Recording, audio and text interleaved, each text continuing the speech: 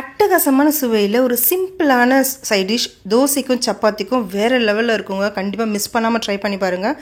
அதிகபட்சம் ஒரு 10 நிமிஷத்தில் செஞ்சு முடிச்சிடலாங்க. எப்பயும் போல் சட்னி குருமான்னு ட்ரை பண்ணாமல் இது போல் டிஃப்ரெண்ட்டாக ட்ரை பண்ணி பாருங்கள். எப்படி செய்யுதுன்னு பார்க்கலாம் வாங்க. ஒரு பெரிய மிக்சிங் பவுலில் 2 பெரிய சைஸ் வெங்காயத்தை இது போல் நீளமாக நறுக்கி சேர்த்துக்கோங்க. இது கூட 2 குடமிளகாயை இது போல் நீளமாக நறுக்கி சேர்த்துருக்கேன். நீங்கள் பொடியாக நறுக்கியும் சேர்த்துக்கலாம். அடுத்ததாக ஒரு பச்சை மிளகாவை குட்டி குட்டியாக கட் பண்ணிவிட்டு அதையும் சேர்த்துக்கோங்க.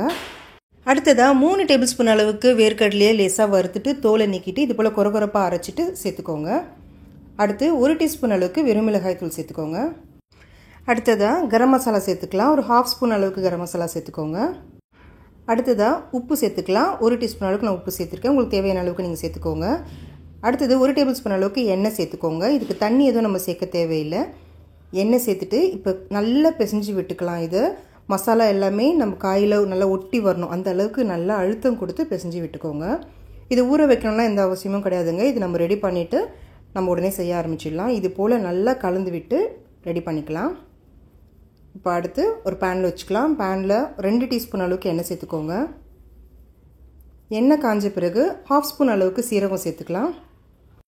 அடுத்ததாக 1 டீஸ்பூன் அளவுக்கு குட்டி குட்டியாக கட் பண்ணி இஞ்சி சேர்த்துருக்கேன். நீங்கள் துருகியும் சேர்த்துக்கலாம். அடுத்து 1 டீஸ்பூன் அளவுக்கு பொடியாக நறுக்குன்னு பூண்டு சேர்த்துக்கோங்க. இப்போ இது லேசாக ஒரு 1லேருந்து 2 நிமிஷத்துக்கு மிதமான தீயில வச்சு நல்லா வதக்கி விட்டுக்கோங்க. அடுத்ததாக இப்போ நம்ம கலந்து வச்சுருக்க குடமிளகாயும் வெங்காயத்தையும் சேர்த்துக்கலாம். இப்போ மிதமான தீயில வச்சுட்டு இது நல்லா கலந்து விடுங்க. அதிகபட்சம் 10 நிமிஷம் கூட ஆகாதுங்க.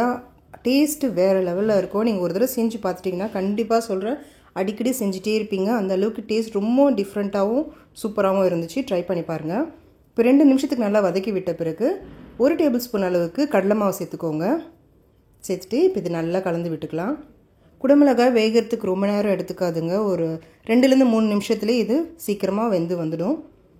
இப்போ இது நல்லா கடலை மாவை கலந்து விட்ட பிறகு புளிப்பு இல்லாத தயிர் 1 கப் அளவுக்கு சேர்த்துருக்கேன். சேர்த்துட்டு இப்போ எக்ஸ்ட்ராவாக நம்ம தண்ணி எதுவும் சேர்க்க வேண்டாங்க. தயிர் வச்சுருந்த கப்பில் 2 டேபிள் ஸ்பூன் அளவுக்கு தண்ணி சேர்த்து மிக்ஸ் பண்ணி அது இது கூட கலந்துக்கோங்க. இப்போ இது நல்லா கலந்து விட்டுக்கலாம். ஒரு 2 நிமிஷத்துக்கு மட்டும் இது கொதி வந்துச்சுனாலே போதும்.